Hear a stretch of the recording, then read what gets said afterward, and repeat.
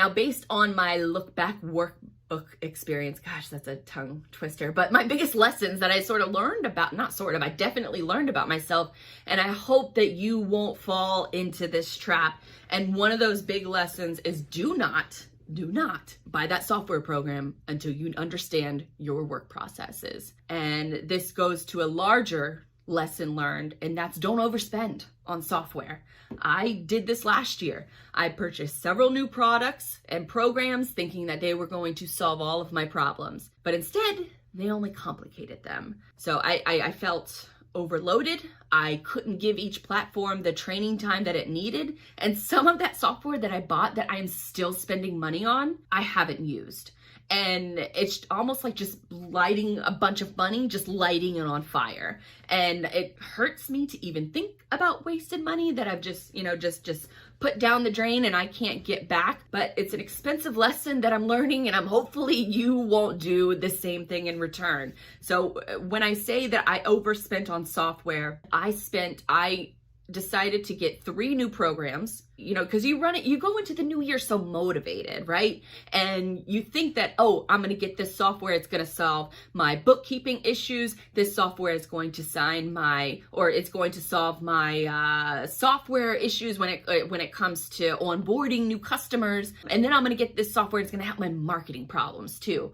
But all of these issues, when you take on that much software, you also have to figure out how it's going to be integrated into your normal working business day. And for me, trying to learn a bunch of new software, I felt overloaded. I couldn't give each platform the training time that I really, really needed. And this all could have been avoided if I defined my work processes first and then dedicated several weeks to training and implementation per software program.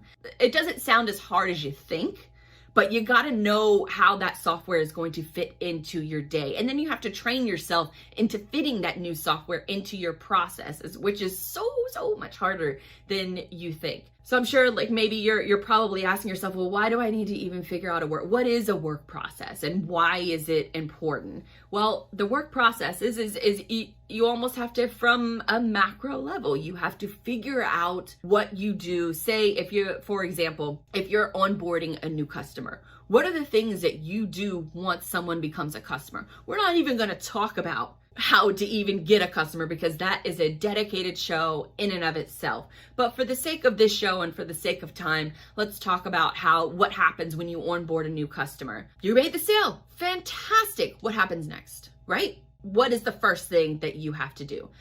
Are you sending that customer information to a customer service manager? If you're lucky. If you're an entrepreneur, you're probably doing it yourself. You probably are the sales and the customer service manager. Do you need that new client to sign a contract, fill out a questionnaire? Do you need to schedule an onboarding meeting? Do you need to send a what to expect email? Tasks like these that you do on a regular basis, they need to be documented. If you are starting up a new campaign, what does that process look like? These are the type of things that you need to define first before you figure out if that piece of software is going to help you in your life. Because all of these tasks, once you have them documented, and I'll tell you why you need to document them, because then you have a clear path set up. Then you know what processes you can automate, what processes you can maybe send to a virtual assistant, or which one of those processes that you can outsource, or which ones that you need to actually do yourself. Maybe you can't automate that email to your customer. You obviously can't automate an onboarding meeting. You're gonna have to physically be able to handle that meeting, or maybe you pass it off to somewhere else.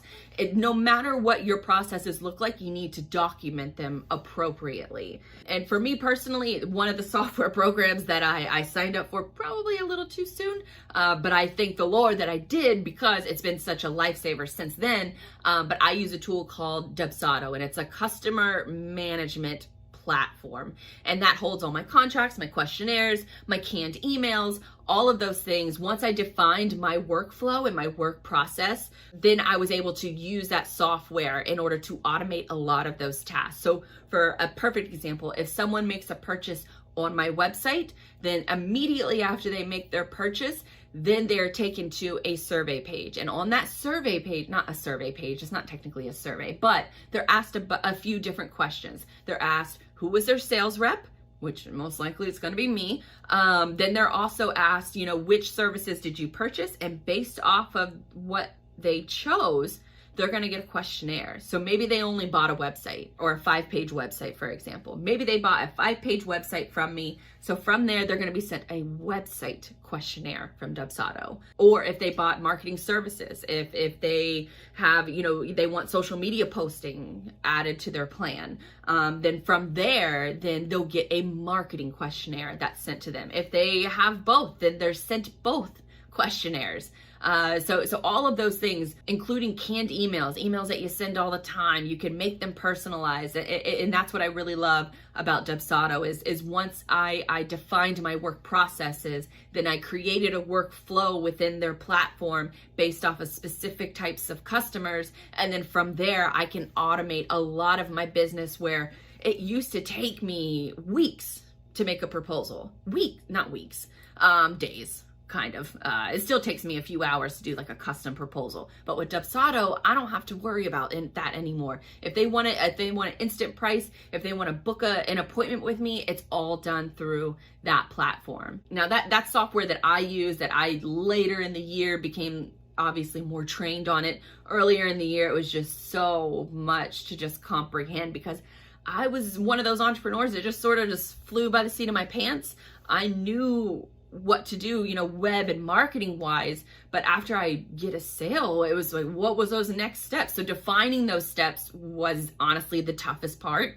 But then after that, after you define those processes, then adding them into a software tool like Dubsado, and I'm pretty sure that there's other programs out there, but that's just the software that I use, and it's made a lot of my working automated, and it's made it but still personalized, where I can just focus on the things that I need to focus on, like the onboarding meeting, instead of making sure if that contract got sent or if they filled out that questionnaire. They don't get to move on to the next steps until after they have figured out a lot of that, after they have answered a lot of those really tough questions. Now, to actually map out your workflow, I use a tool called Funnelytics, and honestly, it's probably overkill for the overwhelming majority of you, because really all you need is a piece of paper to map out your workflow. I've even experimented with Google Slides, which is their like free version of Microsoft PowerPoint.